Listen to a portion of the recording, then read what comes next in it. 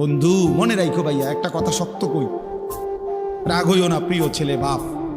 এই কপাল পৃথিবীতে উপার্জনের দুনিয়াবি কোনো কাজে লাগে না। এই হাত পাও এগুলা মানুষের অঙ্গ প্রত্যঙ্গ কাজে লাগে বিভিন্ন উপার্জনের কামে। এই কপাল এটা দুনিয়াবি কোনো কামে লাগে না। দেখ কোনো কাজের জন্য ওটা দিয়ে কোনো উপার্জনের কোনো কামে, দুনিয়ার কামাইয়ের কোনো কাজে এই কপালের এটুকু জায়গা ব্যবহার হয় না, এটা লাগে না আর কি। তাই এটা আল্লাহ তাআলা কেন বানাইছেন?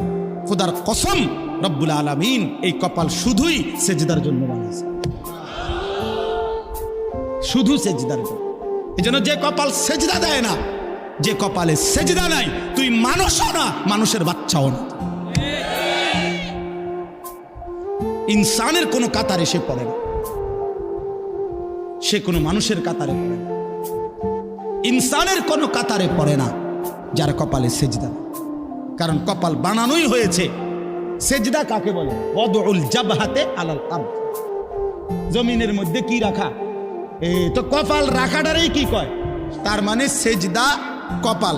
কপাল বানানোই হয়েছে কিসের জন্য?